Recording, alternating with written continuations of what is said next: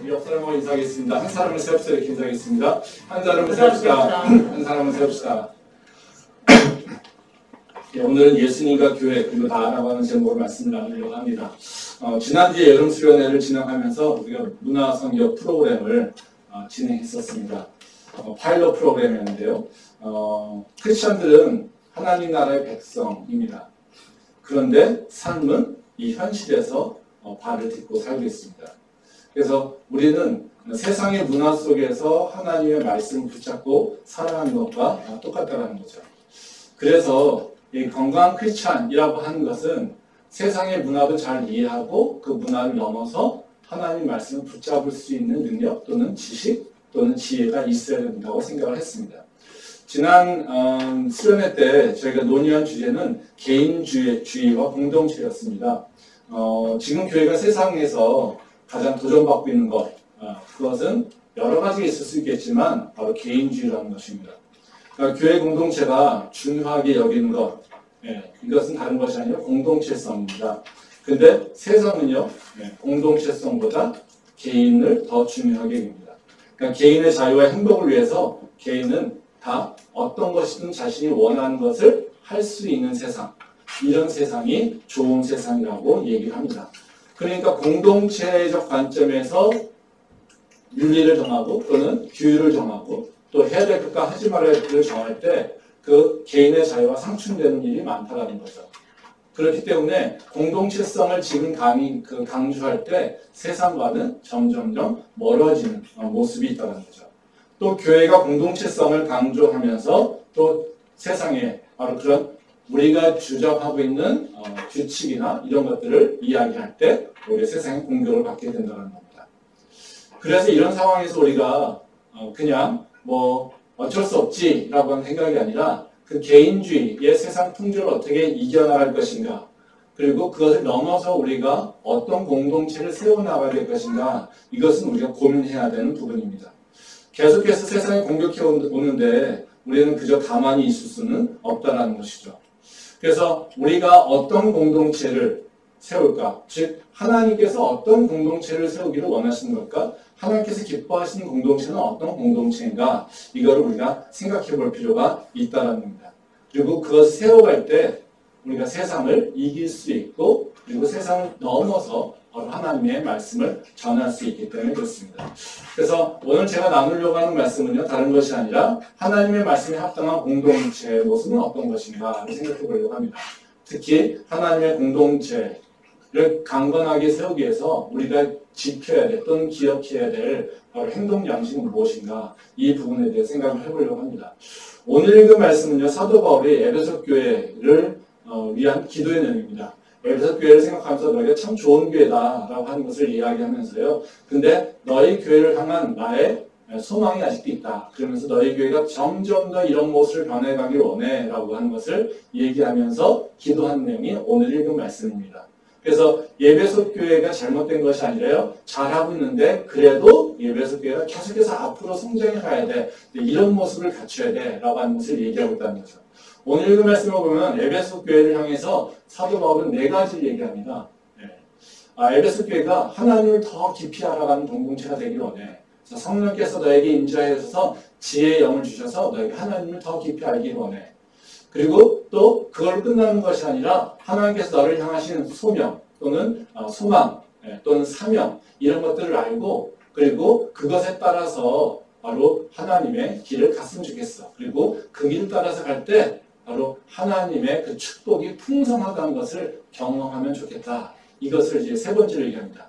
그리고 마지막으로 이제 그 사명을 이뤄가는 과정 가운데 너희가 하나님의 그 전능하신 능력을 체험하게 될 것이고, 그 전능하신 능력이 얼마나 크고 대단한 것인지 너희가 더욱더 알기를 원한다, 이렇게 얘기를 하고 있습니다. 그래서 이것은 바로 사도 바울이 에베소 교회가 앞으로 무엇을 해야 될지, 즉 말하자면 하나님을 더 잘 알아가는 교회, 그리고 또 하나님의 소명을 따라서 가면서 계속해서 하나님을 체험하여서 성장하는 교회가 되기를 원한다라고 하는 것을 위해서 기도하고 있다는 거죠. 그래서 오늘 이 말씀을 통해서 우리가 어떤 공동체를 이루어가야 되는가, 이 부분에 대해서 같이 한번 생각을 해보려고 합니다. 오늘 두 가지의 특성에 대한 얘기를 좀 하려고 하는데요. 이제 첫 번째 우리가 생각해 볼 건 뭐냐면요. 공동체가 강건해지기 위해서 우리가 고려해야 될 것이 있는데요. 다른 것이 아니라 공동체 관계에서 우선순위를 좀 정할 필요가 있습니다. 그러니까 교회 공동체는요. 두 가지의 관계가 있습니다. 교회와 성도의 관계, 그리고 성도와 성도 간의 관계가 있습니다. 근데 이 두 개가 어떤 게 우선순위가 있는 거죠. 그래서 하나님 말씀으로는 어떤 거냐면요. 바로 교회와 개인 간의 관계가 성도와 성도의 관계보다 우선되어야지 된다는 겁니다. 그게 하나님의 합당한 교회라는 것이죠. 말씀 보도록 하겠습니다. 에베소서 1장 17절 말씀입니다. 우리 주 예수 그리스도의 하나님 영광의 아버지께서 지혜와 계시의 영을 너희에게 주사 하나님을 알게 하시고. 이 말씀은 이제 사도 바울이 에베소 교회 성도들을 위해서 첫 번째 한 내용인데요. 사도 바울이 에베소 교회를 향해서 첫 번째 기도한 내용은 뭐냐면요. 에베소 교회에 성령의 충만함이 있기를 원한다. 근데 그 특별한 충만함이 뭐냐면 지혜를 주기를 원해. 그래서 하나님이 누군지 너희가 알기를 원해. 근데 이건 좀 이상한 얘기로 들릴 수 있어요. 네. 에베소 교회는 어때요? 하나님을 모릅니까? 알아요. 하나님을 알고 있죠. 그러니까 교회의 성도죠. 그렇죠? 성령의 역사가 없을까요? 있어요. 여기 성령의 역사를 다 경험하고 있는 거예요. 근데 에베소 교회를 향해서 기도할 때 뭐라고 하냐면요. 너희 교회의 성령께서 너에게 지혜를 주셔서 하나님을 더 알기를 원해. 이렇게 얘기를 하고 있다는 거죠. 그러면 사도 바울이 왜 에베소 교회에게 하나님을 더 알기를 원한다고 기도했을까요? 이게 문제죠. 네. 그러니까 이미 하나님을 알고 있는 사람들한테 그들을 위해서 기도할 때요. 하나님을 알기를 원해. 하나님의 영이 너희에게 임하셔서 지혜가 있어서 너희가 하나님을 알기를 원해. 이건 다시 말하면 에베소 교회를 무시해서 너희가 무슨 하나님을 알아? 이렇게 얘기하는 것이 아니라요. 교회에서 가장 중요한 것은 뭐냐면 하나님을 더 깊이 아는 거예요. 이것이라는 거죠. 그러니까 우리가 하나님을 알고 있다고 해서 하나님을 믿는다고 해서 하나님을 다 알고 있느냐? 절대 그렇지 않다는 거예요. 그러니까 우리는 하나님을 계속해서 알아가야 되는 과정에서 우리는 신앙생활을 해야지 된다는 것이죠. 그래서 우리가 믿음에 있어서 가장 중요한 건 뭐냐면요. 하나님 내가 당신을 더 알기를 원합니다. 하나님 내가 당신을 더 알므로 하는 게 더 가까워지기를 원합니다. 그러니까 우리가 신앙의 본질은 하나님과 우리의 관계예요. 그 관계의 맺음이라는 거죠. 그 관계라고 맺음이라고 하는 것은요. 그 정도가 다 다릅니다. 그냥 알고 있어도요. 관계 맺은 거고요. 아주 친하고 있어도요. 관계 맺음이에요. 근데 그 정도는 다 다르다는 거예요. 그래서 사도 바울이 교회에다가 원하는 것은 뭐냐면요. 너희가 하나님과 관계를 있는 거 알고 있어. 근데 그 관계가 더욱더 가까워지기를 원해. 그러려면 너희가 하나님을 더 많이 체험하고 하나님을 더 많이 알고 있어야 돼. 라고 하는 것을 얘기하고 있다는 것이죠. 그래서 교회에서 가장 중요한 것은 뭐냐면요. 하나님을 더 그렇게 알려고 하는 마음. 그것을 계속해서 찾고 있는 마음이 되게 중요하다는 겁니다. 근데 이것이 공동체 속에서 관계성에서도 되게 중요한데요. 아까 얘기했듯이 공동체는 본질적으로 이제 관계라고 하는 것으로 이루어지잖아요. 아까 얘기했듯이 공동체는 두 가지 관계가 있다고 했습니다. 이 교회 하나님과 우리의 관계, 그리고 또 성도와 성도 간의 관계. 이 두 관계가 이루어져서 공동체를 결정한다고, 공동체를 이루어진다고 얘기했습니다. 근데 이 두 개의 관계가요, 그냥 따로따로 독립되어 있는 것이 아니라요, 이 두 개의 관계가 어떻게 우선순위가 결정되느냐에 따라서 그 공동체의 특성이나 그 공동체의 행동 양식이 결정됩니다. 이 문화사학자들이 그 사회의 행동 양식을 구분하기 위해서 한 여러 가지 방식이 있습니다. 가장 대표적인 게 홉스테드라는 사람인데요. 그 사람은 개인주의와 공동체주의 또는 집단주의라고 얘기할 수 있는데요. 이 두 가지를 이제 비교해서 그 사회가 어떻게 행동하느냐라고 하는 것은 바로 집단주의냐 개인주의냐 이런 걸로 이제 판단했습니다. 그래서 집단적 성향이 강하냐 아니면 개인주의적 성향이 강하냐 이런 걸로 판단했습니다. 근데 요새 그 문화사회학자들이 더 연구했던 건 뭐냐면요. 이렇게 개인주의와 집단주의를 분리하는 거 이것만 가지고 그 사회의 행동 양식을 이해하기는 충분하지 않다라고 하는 겁니다. 그래서 집단주의라고 하는 것을 더 이렇게 분리합니다. 네. 그래서 지금 그 집단주의를 어떻게 분류하고 있냐면 두 가지 형태로 분류해요. 집단 중심의 집단주의가 있고요. 그리고 그 관계 중심의 집단주의가 있습니다. 그러니까 집단주의의 집단주의의 그 공동체라고 하는 건 뭐냐면요.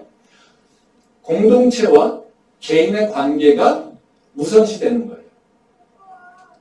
그래서 그 개인과 그 공동체의 구성원들끼리 관계보다 그 공동체와 개인의 관계가 어찌 보면 더 우선시되게 된다는 것이죠. 이게 대표적인 게 어떤 거냐면요. 바로 미국 문화입니다. 미국 문화는 국가에 대해서 자기의 소속감이 굉장히 강해요. 근데 그 안에 관계 속에서는 서로 자유가 다름을 인정을 한다는 겁니다. 그러니까 그 사람의 인종도 다르죠. 다 문화적 배경도 다르고요. 사회적 배경도 다릅니다. 근데도 불구하고 그들은 미국이라고 하는 그 국가에 되게 소속감이 강하고요. 그걸로 하나에 뭉쳐져 있어요. 다른 데는 다 민족주의를 얘기하잖아요. 근데 미국은 민족주의를 얘기하지 않고 오히려 국가라고 하는 걸로 해서 통합이 되어 있다는 거죠. 그래서 그 국가라고 하는 것, 이것이 집단이죠. 공동체입니다. 근데 이 집단이라고 하는 그 공동체와 국민들 관계에서 이 국민들이 어떻게 뭘 더 중요하게 여기냐면 국민과 국민의 관계보다 국가와 나의 관계를 더 우선시한다는 거죠. 그래서 세계적으로 전쟁에 참여할 때 그 미국 사람들이 참여도가 높아지는 이유, 세계의 인권이나 민주주의 이런 것에 대해서 참여하게 되는 이유도 그 국가가 결정한 것에 대해서 그 국민이 순응하거나 그것을 동의하는 그런 소속감이 더 강하기 때문에 그렇다고 합니다. 근데 또 다른 관계는 뭐냐면요. 이 공동체와 이 개인 간의 관계보다 개인 구성원 간의 관계가 더 중요시 여기는 그런 집단이 있습니다. 이게 대부분 동양의 문화라고 합니다. 한국, 중국, 일본. 물론 한중일도 좀 다르다고 얘기하더라고요. 근데 이건 어떤 거냐면요. 구성원들의 그 관계성에 의해서 공동체가 형성된 겁니다. 그래서 공동체의 이익이나 공동체가 여기는 명분보다도 구성원들 간의 관계성에 의해서 그 구성원들의 이익이 더 중요하게 여겨지는 그런 공동체예요. 그래서 이들에서는요, 바로 공동체의 이익과 개인의 이익이 충돌할 때, 바로 아까 했듯이 집단 중심의 공동체에서는 집단, 공동체의 이익이 더 우선순위 되는데, 관계 중심의 공동체, 즉 동양 문화에서는 관계, 개인의 이익이 집단의 이익보다 더 우선시 되게 된다는 것이죠. 그게 바로 우리가 겪고 있는 거랍니다. 그래서 이들은 개인과 개인의 관계가 중요하니까 뭘 할까요? 개인과 개인의 관계 맺음에 더 많은 신경을 씁니다. 그래서 이 관계 맺으려면 뭘 합니까? 공통점을 찾잖아요. 그래서 학연이나 지연이나 너와 나랑 같은 것들을 굉장히 많이 중요한 가치로 여긴다는 거죠. 우리가 모였을 때, 야, 너 어디 나왔냐? 너 집이 어디냐? 너 어느 동네 살았냐? 아, 너 전공이 뭐냐? 계속해서 물어보는 이유가 뭡니까? 너랑 나랑 같은 거를 찾아가지고, 그리고 너랑 나랑 뭔가 관련을 맺으려고 하는, 관계를 맺는 거라는 거죠. 그러니까 우리나라에서도 동양주의 문화에서는 학연이나 지연이나 이런 것들이 되게 중요하죠. 이걸 통해서 이것이 더 중요하기 때문에, 그리고 이걸 바탕으로 해서 공동체가 형성되기 때문에 그렇다는 거죠. 그래서 이 공동체의 형성과 그리고 공동체가 행동하는 양식이 바로 어떤 그 두 개의 관계 속에서 어떤 게 더 우선순위에 있느냐에 따라서 그 공동체의 행동 양식이 바뀐다는 겁니다. 하나님께서 원하시는 공동체는 어떤 특성, 어떤 걸 더 선호하실까요? 어떤 게 합당할까요? 집단주의적 공동체, 집단 중심의 공동체 아니면 관계 중심의 공동체, 어떤 것일까요? 하나님께서는 집단 중심의, 즉 집단의 이익이 개인의 이익보다 우선시되는 그것을 더 원하시는, 그리고 그것이 합당하다고 말씀하시는 겁니다. 말씀 보겠습니다. 에베소서 1장 7절부터 10절 말씀입니다.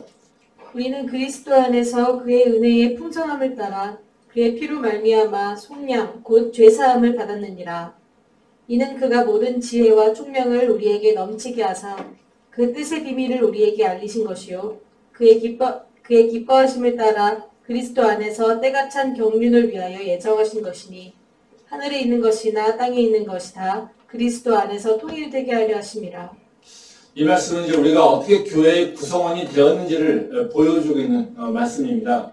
그러니까 우리가 교회에 오게 된 것은 어떤 것입니까? 예수님의 희생과 그분의 은혜로 오게 된 겁니다.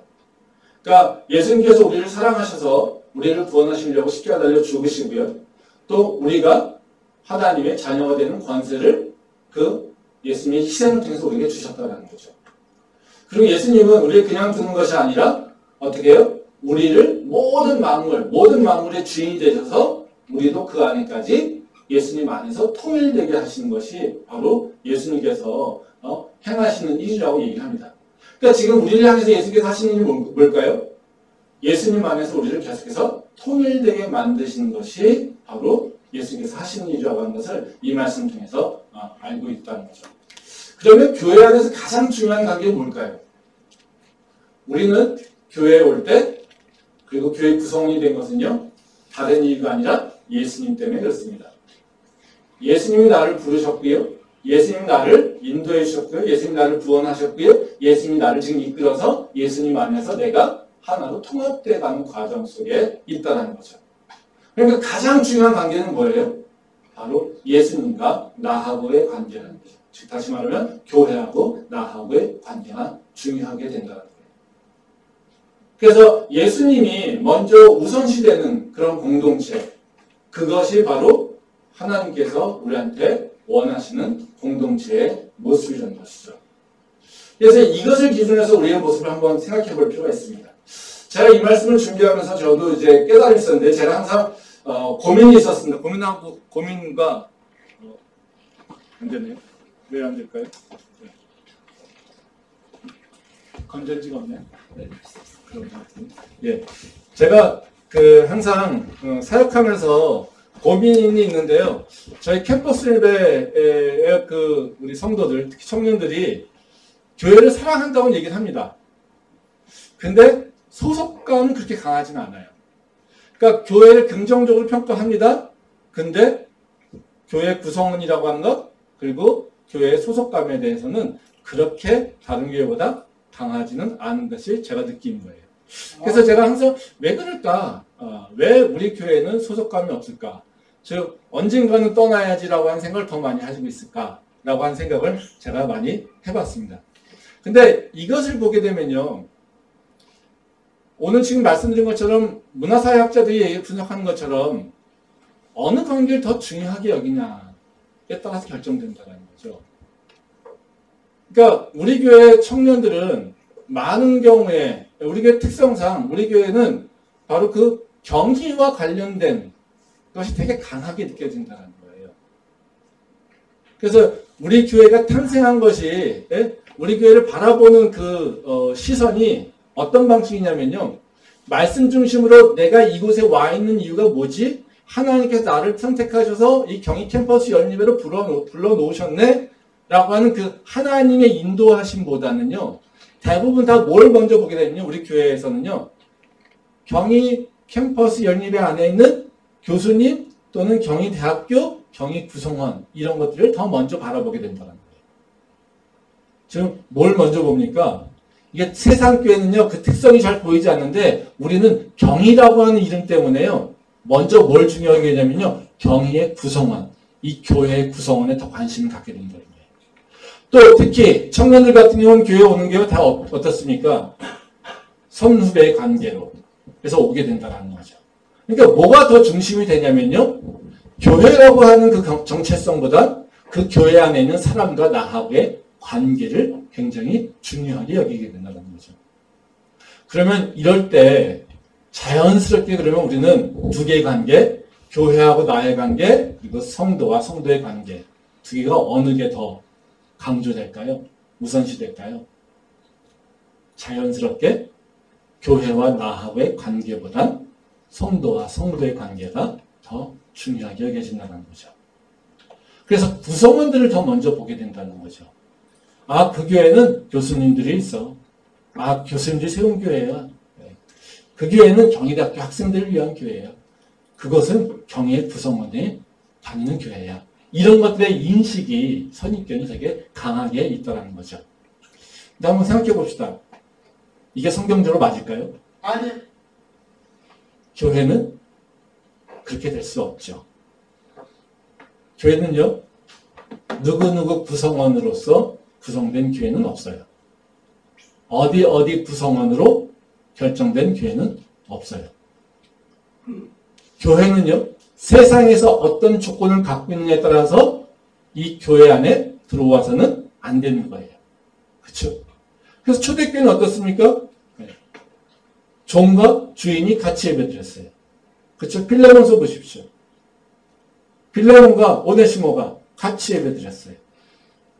네가 사회에서 어떤 배경을 갖고 있어? 네가 사회에서 뭐를 해? 네가 사회에서 어떤 위치에 있어? 이거 하나도 중요하게 여기지 않는 것이 바로 교회예요. 교회는 철저하게 하나님의 부르심에 따라서 온 사람들로 구성된 것이 바로 교회라는 거예요.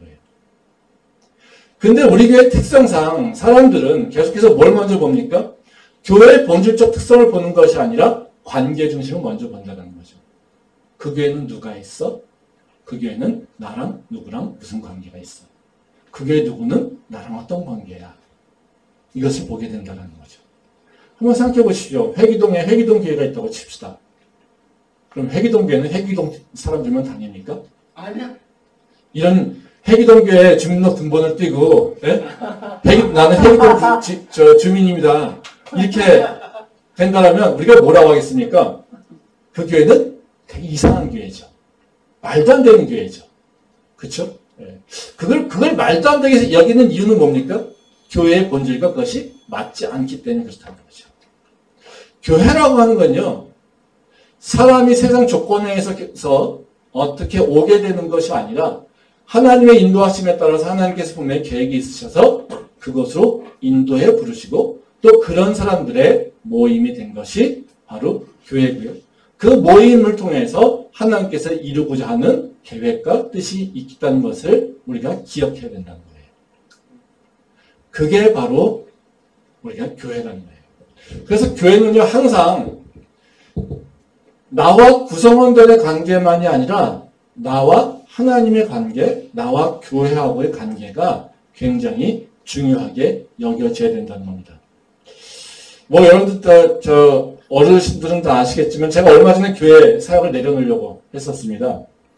뭐 다른 이유가 아니라요. 저희 사역을 돌아보면서 그런 의구심이 들었어요. 내가 지금 제대로 하고 있는 건가? 내가 이걸 계속해서 해야 될 이유가 있을까? 제가 제 스스로 저의 사역에 대해서 회의감이 빠진 적이 있습니다.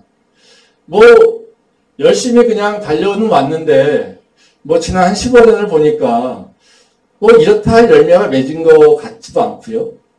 그렇다고 또 앞으로 이걸 더 막 투자해서 내 인생을 더 던진다고 해서 뭐 대단한 큰 변화가 일어날 것 같지도 않고요. 그럼 나는 뭐지? 라고 하는 생각이 사실 들었다는 거죠. 그리고 또 뭐 교회에서 필요한 목회자의 상도 내가 그것이 맞을까? 라고 하는 생각이 좀 들었어요. 그래서 우리 교회는 다른 목회자의 상이 들어오는 것이 교회에 더 유익이 되지 않을까? 라고 하는 생각이 들었다는 겁니다. 그래서 이제는 때가 된 것 같다라고 하는 생각으로 이제 정리를 해야지 라고 하는 생각을 갖고 있었습니다. 뭐 근데 그것도 제 뜻대로 되진 않더라고요. 예. 그래서 제가 요새 하나님하고 다시 대화를 합니다. 하나님에 대해서 다시 생각을 좀 하고 있어요. 하나님 왜 그러십니까? 예. 근데 제가 오늘 이 사도 바울이 예배사교회를 위해서 중보하는 내용을 보면서요, 뭐 여러 가지 생각을 했습니다. 나랑 하나님은 어떤 관계인가? 그러니까 하나님은 나한테 어떤 존재이지? 그리고 나는 진짜 하나님을 제대로 알고 있는가? 나는 지금 하나님을 향한 소망을 진짜 제대로 품고 있는가? 그리고 그 하나님의 그 풍성하신 은혜와 그 하나님이 주시는 그 능력, 이것을 지금 고백하면서 살고 있는가? 그걸 감사하며 살고 있는가? 이런 것을 다시 한번 요새 생각하고 있어요. 근데 이걸 돌아보면서 제가 요새 고민하면서 또 기도하면서 느끼고 생각하는 건 뭐냐면요. 그렇다 내가 뭐 목사로서 칭찬 얘기자면요. 나도 모르게 하나님과 나의 관계보다 내가 맺고 있는 다른 관계, 내가 맺고 있는 세상적 관계, 내가 맺는 육체의 관계가 더 우선시 됐구나 라고 하는 생각을 제가 하면서 회개를 좀 하고 있습니다. 그러니까 목사지만 제가 하나님의 관계를 바라보는 것이 아니라 하나님께서 부르셔서 이곳에 있지라고 하는 것, 이것으로 여태까지 살아왔는데 그것이 하나님을 보는 것이 아니라 바로 내 세상에 있는 내 모습, 내 세상에 있는 내 환경 모습들, 나랑 맺는 여러 관계들. 즉 하나님과의 내 관계보다 바로 내가 맺고 있는 세상적 관계들을 보기 시작하면서 이것이 우선시되니까 내가 이곳에 왜 있지라고 하는 사실 길을 잃어버리는 모습과 동일한 모습인 것을 제가 요새 찾아보고 있습니다. 그러니까 우리가 하나님의 백성으로서 살아가는 데 있어서 하나님과 나하고의 관계가 최우선시되고 그리고 그 관계가 나의 인생을 지금 이끌어가고 있다고 하는 믿음의 확신이 있지 않으면요. 우리는 길을 잃어버리고 사는 게 당연한 결과라는 거예요. 그것은 체험을 하고 하나님을 믿고 있고 그리고 하나님이 나에 주신 사명도 다 기억하고 있다고 해도요. 그 하나님의 관계가 우선시 되지 않으면 그렇다는 거죠. 생각해 보십시오. 제가 교회에 대한 사역을 그만두고 해야겠다 할 때 제가 모든 것을 다 관두고 이제 하나님 안 믿는다고 했을까요? 아니요. 그렇지 않습니다. 저는요. 이제는 교회 사역은 내려놓고 그래 나는 미얀마 사역에 내가 비전을 주셨으니까 그 사역 또 내가 또 쓰실 일이 있겠지라고 하는 생각을 했어요. 뭐 중심으로요? 나 중심으로요. 나 중심적인 내가 원하는, 내가 좋아하는, 내가 기뻐하는, 또 내가 기대하고 있는, 또 내가 계획하고 있는 것들을 먼저 할 일이 있겠지라고 하는 생각을 했었다는 거예요.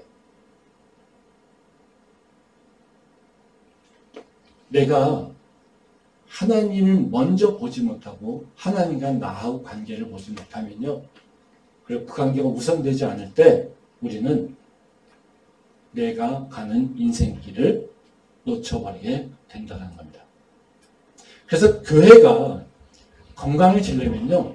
하나님과 나하고의 관계를 그 교회와 나하고의 관계를 통해서 나는 지금 어떤 관계에 있는가 그리고 그 선택의 과정 가운데 바로 교회와 나와 하나님과의 관계가 우선시될 필요가 있다는 거죠. 그리고 그것을 정확하게 인식하고 있을 때 바로 우리가 건강하게 살 수 있다는 것입니다. 그럴 때 이렇게 하나님과 나하고 관계, 교회하고 나하고의 관계가 우선시될 때요. 지금 얘기하고 있는 개인주의의 그 세상 풍조를 이길 수 있는 모습으로 교회를 막 세워갈 수가 있습니다. 아까 얘기했을 때 개인주의라고 하는 것은 개인이 강조되고 있는 거죠.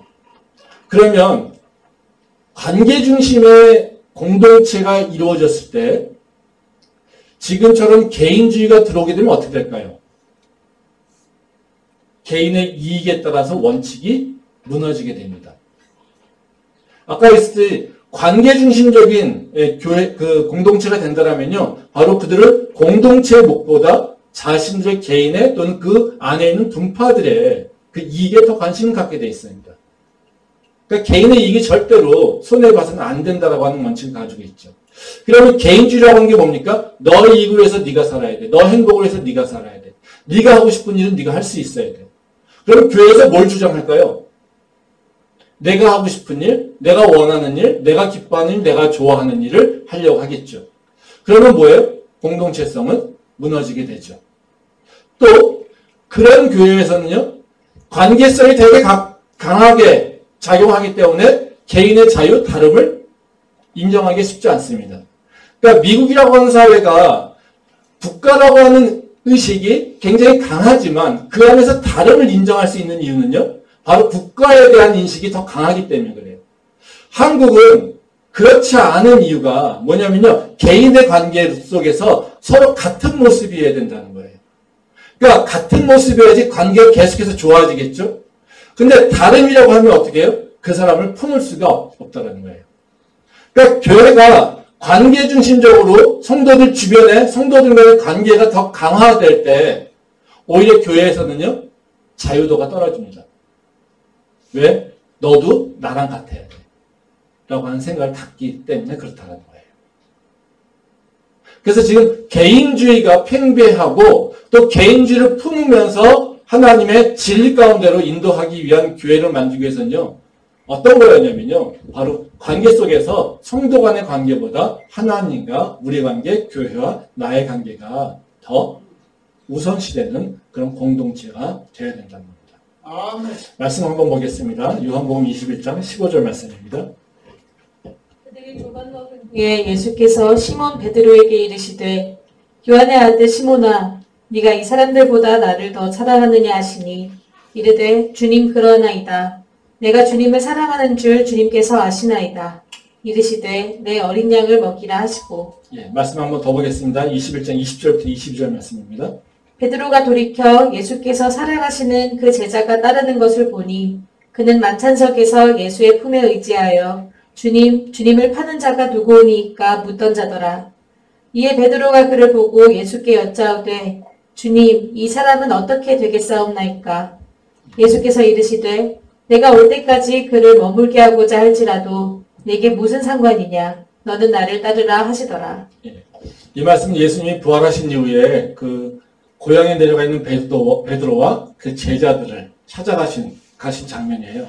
그래서 예수님이 제자들과 함께 있는 베드로에게 물어보시고 하는 장면입니다. 우리는 3번 똑같은 질문을 하는 것에 되게 익숙해져 있잖아요. 근데 이 말씀을 잘 묵상하다 보면요. 예수님께서 베드로에게 어떤 공동체 또 어떤 교회를 세우라고 하는 그 말씀이 나옵니다. 여기 보면요. 예수님께서 베드로에게 어떻게 질문하면요. 요한의 아들 시몬아 15절에요. 요한의 아들 시몬아 내가 이 사람들보다 나를 더 사랑하느냐. 이게 되게 유치하죠 질문이. 너가 나를 사랑하느냐 이러면 좀 되잖아요. 근데 뭐라고 하십니까? 이들보다 나를 더 사랑하느냐 이렇게 얘기하고 있어요. 이들이 누굽니까? 같이 있는 제자들이에요. 그러니까 베드로한테요. 네가 나를 사랑하느냐 물어보는데 그냥 물어보는 게 아니라 비교해서요. 너가 지금 너희 제자들, 너 후배들, 그래 11명의 제자들 너가 그들 귀하게 여기고 또 너희가 같이 고생한 거 다 알고 있고 그래서 너희 관계가 끈끈한 거 알아. 근데 한번 물어볼게. 너가 이들보다 나를 사랑하니? 네. 뭘 물어보는 거예요? 우선순위를 물어보는 거예요. 우선순위. 그래서 베드로가 뭐예요? 당연하죠. 내가 예수님을 사랑합니다. 그래요. 네. 근데요, 이 거짓말인 게 드러나요. 네. 뭐라고 하니까 이 20절, 22절 말씀을 보면요. 네. 이제 내 양을 먹여라 이렇게 얘기하니까요. 이제 베드로가 또 물어봅니다. 근데요, 선생님, 그 만찬에서 예수님 옆에 있었던 그 놈은 어떻게 됩니까? 네. 누굴 얘기하는 거예요? 요한을 얘기하는 거예요. 사도 요한을. 그런데 예수님 뭐라고 하십니까? 너랑 무슨 상관이니? 상관하지 마. 신경 쓰지 마. 네. 이렇게 얘기하고 있다는 거죠. 지금 여기 보게 되면요. 2개의 관계가 나오죠. 예수님과 베드로의 관계, 베드로와 다른 제자들 간의 관계. 교회를 치면요. 바로 베드로와 교회의 관계, 바로 베드로와 다른 성도들 간의 관계를 얘기하고 있는 거예요. 예수님은 뭘 더 중요하라고 말씀하십니까? 교회와 베드로의 관계가 더 중요하다는 거고요. 성도들 간의 관계에서는요. 너무 그 삶에 개입하지 마. 이게 바로 예수님께서 하시는 말씀이라는 거죠. 그래서 우리가 교회라고 하는 것이요. 동양적 관점에서 보게 되면요. 아까 말씀드린 대로 관계 중심적 공동체입니다. 그러다 보니까요. 교회 안에서도 어떤 일이 일어납니까? 학연지연. 그렇죠? 네. 또 한국교회에서 일어나는 문제가 뭡니까? 큰 교회로 쏠림 현상. 그 교회를 가는데 그 교회 가면 누가 있어? 누구랑 친할 수 있어? 그렇죠? 교회를 예수님 만나러 하나님께 기도하러 하나님 만나러 가는 것이 아니라요. 그곳에 가면 누가 있어? 라고 하는 것 때문에 간다는 거죠. 그런 교회가 건강할 수 있을까요? 아니요. 그런 교회가 세상을 바꿀 수 있을까요? 아니요. 그런 교회가 하나님과 합당한 모습으로 관계가 맺어질 수 있을까요? 아니요. 절대 그렇지 않다는 거예요. 그런 교회의 끝이 다 어떻습니까? 대표적으로 우리가 잘 알고 있는 바로 대통령을 낸 교회. 그 대통령을 낸 이후에 그 교회는 어떤 모습입니까? 그 교회가 훨씬 더 부흥해서 영적 리더로서의 교회로 성장합니까? 아니요. 전혀 그렇지 않습니다. 그 교회는 더 분란에 빠지고요. 그 교회는요, 폭력도 일어나고요. 이런 오히려 세상의 그 원리가 그 교회를 무너뜨리는 모습이었던 걸 우리는 다 기억하고 있습니다. 우리가 교인이라면 우리가 어떤 것의 관계를 중요시 여겨야 되는지 그걸 다시 생각해 볼 필요가 있습니다. 그게 우리가 세상의 풍조화 속에서도 우리가 이겨낼 수 있는 바로 공동체를 세우는 하나의 비밀 지식이라고 하는 것을 우리가 기억할 필요가 있습니다. 우리 교회의 모든 성도들이 바로 하나님과 나의 관계, 또 교회와 나의 관계를 가장 우선시하는 그런 주의 백성 될 수 있기를 소망합니다. 두 번째로 이 공동체가 강건해지기 위해서는요, 우리가 가져야 될 생각이 있는데요. 그 공동체에 대한 사명에 대해서 분명하게 인식할 필요가 있습니다. 그 사명을, 그리고 그 사명에 대해서 동의하고, 그리고 그 사명을 향해서 같이 발걸음을 맞추려고 하는 마음과 결단이 있어야 된다는 겁니다. 말씀 보겠습니다. 에베소서 1장 18절과 19절 말씀입니다. 너희 마음의 눈을 밝히사 그의 부르심의 소망이 무엇이며 성도 안에서 그 기업의 영광의 풍성함이 무엇이며 그의 힘의 위력으로 역사하심을 따라 믿는 우리에게 베푸신 능력의 지극히 크심이 어떠한 것을 너희로 알게 하시기를 구하노라. 아멘. 아까 오늘 읽은 말씀이죠. 그 사도 바울이 에베소 교회를 향한 기도의 내용을 아까 4가지로 했어요. 근데 4가지를 다시 그냥 구분해서 보면 2가지로 나눌 수 있어요. 그러니까 하나는 뭐냐면요. 그 아까 17절에서 얘기하는 하나님을 아는 지혜와 지식이, 그 성령의 지혜와 지식이 너희한테 있기를 원한다라고 했습니다. 그리고 여기서 18절부터는 뭐냐면요. 하나님께서 우리에게 주신 것에 대한 얘기를 하고 있는 거예요. 그리고 하나님께서 이미 우리에게 베푸신 것들, 또 베푸실 것들에 대한 얘기를 하고 있는 거예요. 그러니까 17절 말씀에서는 내가 하나님을 향해 나가는 것에 대한 얘기를 하고 있는데요. 이 18절부터는요. 바로 너희가 이미 가진 거나 또는 너희가 하나님께 받은 것 또는 하나님께 드러나는 것들에 대해서 너희가 누릴 것에 대한 얘기를 하고 있는 거예요. 근데 누리는 것이 3가지입니다. 예, 여기 뭐냐면요. 마음의 눈을 밝히사 그의 부르심의 소망이 무엇인지를 알게끔 하고요. 또 어떻게 해요? 기업의 영광의 풍성함이 뭔지를 알게 하고요. 그 힘의 위력으로 역사하심을 따라 믿는 그 우리에게 베푸신 능력의 지극히 크심을 알게 하신다는 거예요. 지금 뭘 얘기하고 있어요? 소망, 그렇죠? 그리고 풍성한 축복, 그 다음에 어떻게 해요? 하나님의 능력의 경험. 이걸 얘기하고 있어요. 이게 다 뭐예요? 하나님의 은혜가 우리한테 이루어지는 거고 떨어지는 것을 얘기하고 있어요. 다시 말하면요. 이게 어떻게 이루어지겠습니까? 비전을 통해서 이루어지는 거예요. 교회가 너희 안에서 주신 소망이 너희 안에 있기를 원한다는 거잖아요. 그렇죠? 너희가 소망이 있다는 걸 알았으면 좋겠어. 그냥 구원받은 걸로 끝나는 게 아니라 너희를 통해서 하나님께서 이루고자 하는 계획이 있어. 너희를 통해서 하나님께서 맺고자 하는 열매가 있어. 너희를 통해서 하나님께서 행하시려고 하는 바로 그런 계획이 있어. 이걸 너희가 알고 기억하고 행동하라는 거예요. 근데 그 하나님의 소망이라고 하는 것이 어떻겠습니까? 우리가 보기에는요. 너무나 크고요. 너무나 말도 안 되고요. 어찌 보면 그런 것이 무슨 이렇게 생각할 수 있다는 것입니다. 근데 너희가 그 소망을 향해서 달려나갈 때 우리한테 어떤 일이 일어날까요? 지금 얘기하신 대로 그 기업의 영광의 풍성함입니다. 즉 하나님께서 우리를 구원해서 하나님의 자녀로 삼으셨고요. 그 자녀를 통해서 이루시는 그것의 영광이 얼마나 큰지를 너희가 알게 된다는 거예요. 또 어떻게 해요? 우리가 힘이 연약하고 부족하지만 그 하나님의 그 전능하신 능력으로 너희를 통하여서 그 하나님의 능력이 드러날 때 너희는 바로 하나님의 그 엄청난 능력을 경험하면서 너희가 알게 될 거야. 그 능력을. 이겁니다. 다시 말하면요. 우리가 하나님을 아는 것뿐만 아니라 하나님을 어떻게 해요? 체험하고요. 그 체험을 통해서 알아가는 과정이에요. 근데 그 가운데가 뭐가 있습니까? 소망이라고 하는 것이 있어요.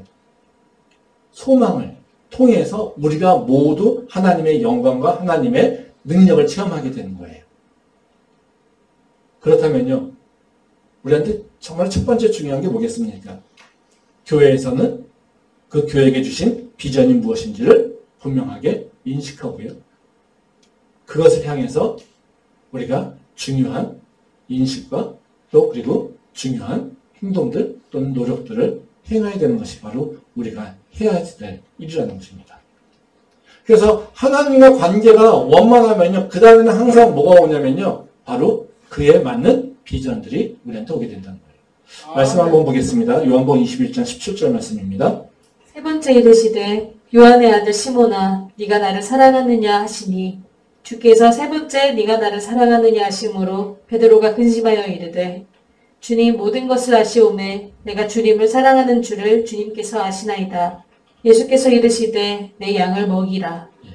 아까 말씀대로 이제 예수님께서 부활하신 후에 제자들을 찾아가잖아요. 근데 여기서 세 번째 이르니까 뭐 베드로가 어때요? 기분이 되게 좀 안 좋겠죠. 본인이 어때요? 3번 부인했고요. 뭐 이런 것들이 기억나게 된다는 거죠. 그러면서 그 세 번째까지도 예수님께서 뭐라고 하세요? 네가 나를 사랑하느냐? 아, 내가 사랑합니다. 하나님께서 예수님께서 아십니다. 이렇게 얘기하세요. 이건 다시 뭐예요? 예수님과 베드로의 관계가 회복된 걸 얘기하고 있어요. 근데 이 회복된 것에 대해서 예수님은 뭐라고 얘기하시냐면요. 그래? 그럼 내 양을 먹여. 이겁니다. 지금 예수님이 찾아오셔서 베드로하고 관계를 회복하셨어요. 그 다음에 하신 일이 뭡니까? 베드로에게 사명을 주신 거라는 거예요. 즉, 우리가 하나님과의 관계가 원만해지면요, 우리는요, 비전을 갖게 돼 있어요. 꿈꾸게 돼 있어요. 내가 지금 하나님을 향한 비전이 없어요? 그러면 어떨까요? 좀 의심해 봐야 돼요. 내가 하나님과 진짜 원만한 관계가 있는가? 그걸 의심해 봐야 돼요.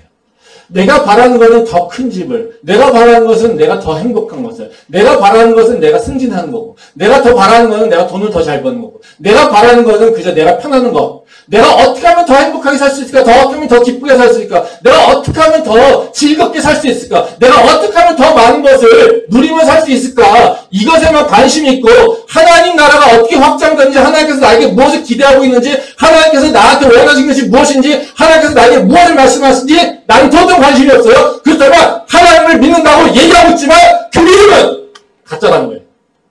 아멘. 그 관계는 이미 깨져버렸다는 거예요. 아멘. 왜요? 하나님과 관계가 회복됐을 때 반드시 따라오는 것이 하나님을 향한 비전들이 나한테 오게 돼 있다는 거예요.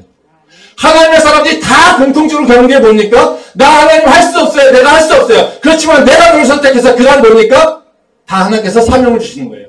버려졌던, 도망쳤던 모세 어떻습니까? 불러다가 하나님과 관계가 회복됩니다. 그 다음 뭐 하십니까? 내가 너를 통하여서 내 백성을 구원할 거야 이겁니다. 여호수아 자신 없어가지고 나 못해요 얘기하고 있는데 뭐라고 합니까? 내가 너가 함께 있을 거야. 내가 너를 통해서 내 백성을 구원할 거야. 이 얘기를 하십니다. 우리가 하나님의 관계를요, 그저 내가 잘 믿어요. 내가 그냥 평안해요. 이걸로 하나님의 관계를 평가하면 안 된다는 거예요. 하나님의 관계의 건강성은요, 어떻게 하냐면요, 내가 하나님의 그 마음을, 내게 하나님이 주신 그 소망을, 내가 하나님의 그 비전을 내가 품고 있는가, 이걸 가지고 알 수 있다는 거예요. 하나님의 사람들은요, 다 소망을 품게 됩니다. 하나님의 사람은요, 다 비전을 품게 돼 있어요. 왜? 이 땅에 만족할 수 없기 때문에 그래요. 왜? 하나님의 사람은 이 땅에 발을 접고 있지만, 우리는요, 이 땅이 아니라 하나님의 말씀이 통치되는 하나님의 나라에 살고 있기 때문에 그래요. 그래서 그 하나님 나라의 관점에서, 하나님 나라의 말씀의 관점에서 이 세상을 바라보면요, 다 애통할 수밖에 없어요. 왜 팔복에서 애통하는 자, 심령이 가난한 자 이렇게 나오겠습니까? 하나님 나라를 바라보게 되면요, 하나님 나라를 보기 시작하면요, 그 마음 가운데는요, 애통하는 마음이 있을 수밖에 없고요. 애통하는 마음이 있으면 그 다음에는요, 바로 소망과 비전이 있게 된다. 이게 하나님께서 원하시는 일이라는 거예요. 우리가 공동체라고 하는 것이 중요시 여긴다고 할 때 우리는 되게 부정적인 생각도 많이 합니다. 공동체주의가 굉장히 강해지면 어떨까요? 부정적인 요소가 많습니다. 어때요? 집단 이기주의를 빠지거나요. 그 공동체가 건강하지 못하면요, 반대로 집단 회의론에 빠질 수도 있어요. 그리고 또 집단적으로 뭔가 사회하고 멀어지는 경우, 더 폐쇄적인 공동체로 바뀌게 됩니다. 근데도 불구하고 우리는 공동체주의가 중요해라고 얘기하는 이유는 뭘까요? 공동체주의가 갖고 있는 장점이 있어요. 그 공동체주의가 갖고 있는 그 건강한 공동체가 갖고 있는 장점은 뭐냐면요, 그 상호 친밀감을 통해서 일어나는 서로의 상호 지지성이에요. 이게 굉장히 큽니다. 심리적인 공감에 공감을 누리는 그 지지자를 내가 얻게 되는 거예요. 공동체성이 강하게 되면. 그러니까 건강한 공동체가 어떤지를 볼 수 있는 것은 뭐냐면요. 그 공동체의 모임이 어떻게 되는지를 보면 돼요. 그 공동체에서의 모임에 서로 상호 지지하고 그리고 서로 위안을 해주고 그리고 서로 뭔가 더 잘할 수 있도록 뭔가 함께 뭔가 도전해주고 하는 그런 공동체라면요. 바로 그 공동체성의 건강함이 되는 거예요.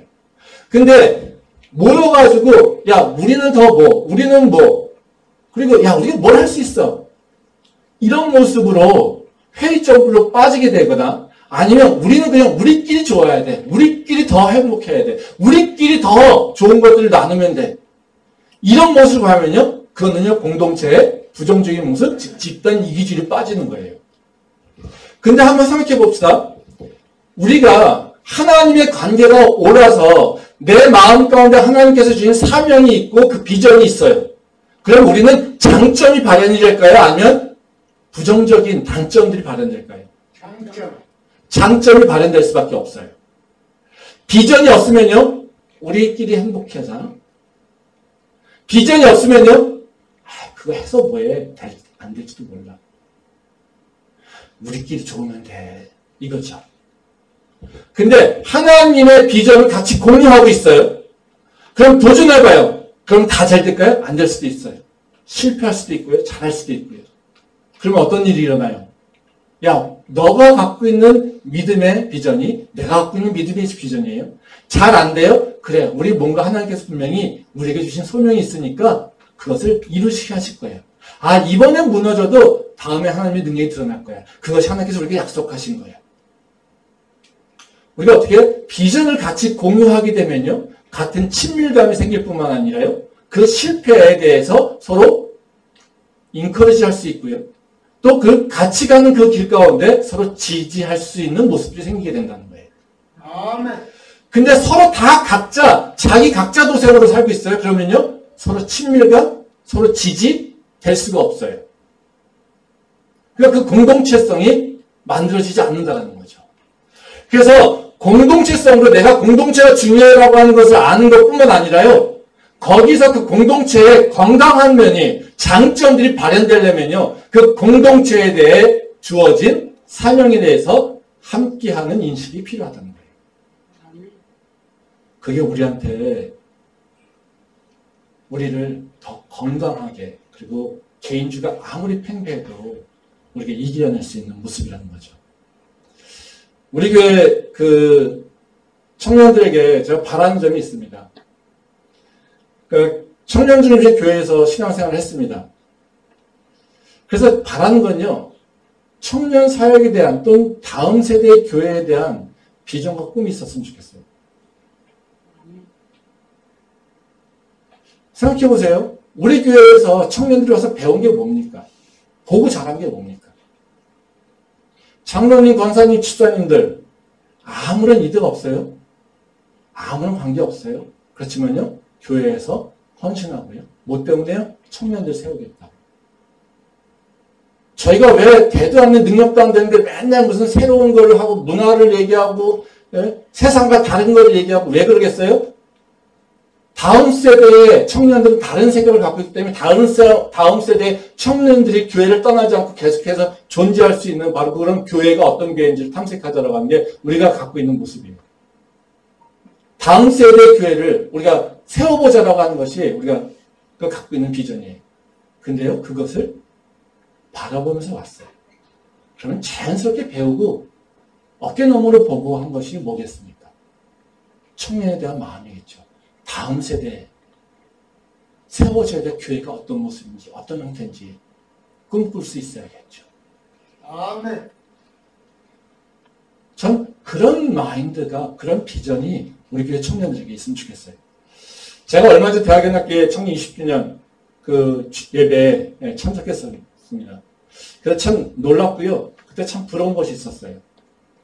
그 15년 전에 저도 뭐 그때 저희 교회 청년 그 개척할 때 많이 도와줬기 때문에 저도 뭐 대학교에 많이 왔다 갔다 하고 그랬었죠. 그때 봤었던 청년들, 대학생들. 그 청년들이 봤더니요.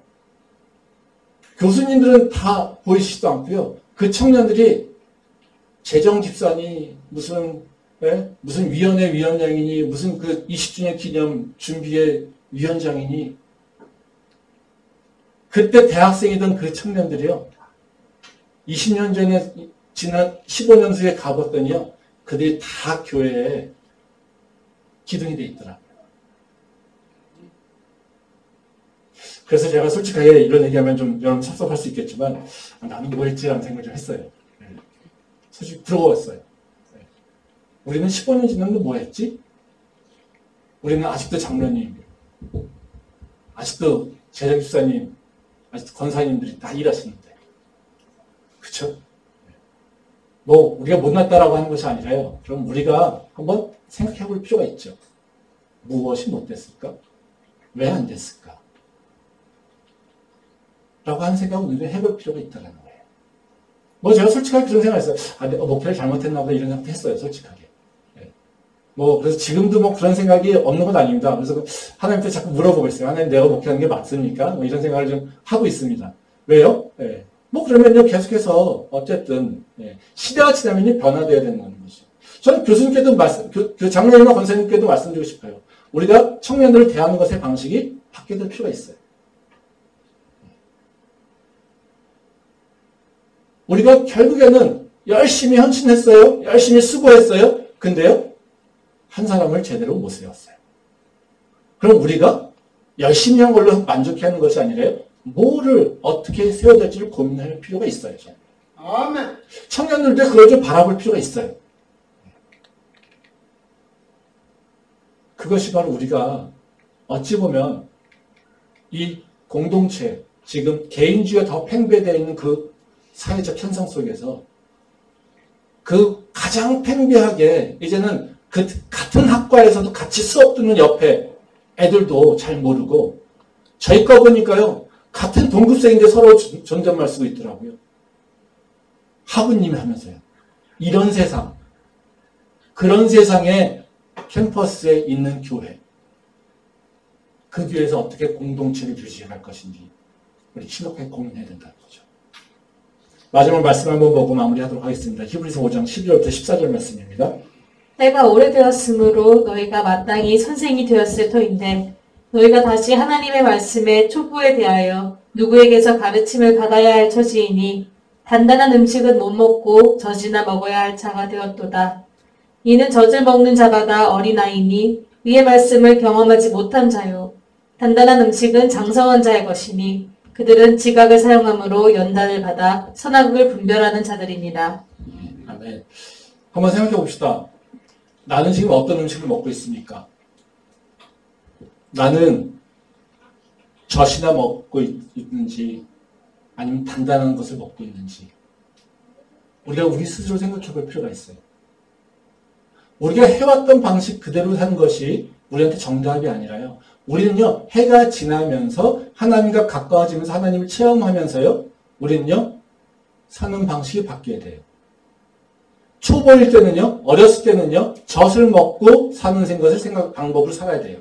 근데 언제까지 젖을 먹고 살 겁니까? 우리는 시간이 지나면서요, 단단한 것을 먹을 수 있는 장성한 데까지 이르는 것이 우리가 해야 될 일이에요. 장성한 분량에 이르는 것이 우리의 신앙의 목표여야 된다는 거죠. 예수 그리스도의 복음을 알아요? 그걸로 만족합니까? 그것이 우리의 전부는 아니잖아요. 그렇죠? 우리가 해야 될 일은 예수 복음을 알고 구원의 기쁨을 누리는 것에 머물러 있어서는 안 된다는 거예요. 그것을 넘어서 이제는 내가 감당해야 될, 내가 지어야 될 십자가가 무언지를 인식하고요. 그 십자가를 지려고 주님 앞에 결단해 나가는 것이 바로 장성한 분량으로 나가는 길이라는 겁니다. 그게 바로 내가 성장하는, 그리고 나의 삶 가운데 하나님의 능력이 드러나는 하나의 중요한 방법이 될 수 있다는 거죠. 저는 우리 교회 캠퍼스 연예배가 바로 이제는 모두가 다 장성한 분량이 이루어서 단단한 것까지도 먹을 수 있는, 그래서 하나님과 나하고 관계를 우선시하며 그리고 하나님께서 주신 사명이 무엇인지를 알고 함께 그것을 향해 나갈 수 있는 그런 공동체 될 수 있기를 소망합니다. 기도하겠습니다.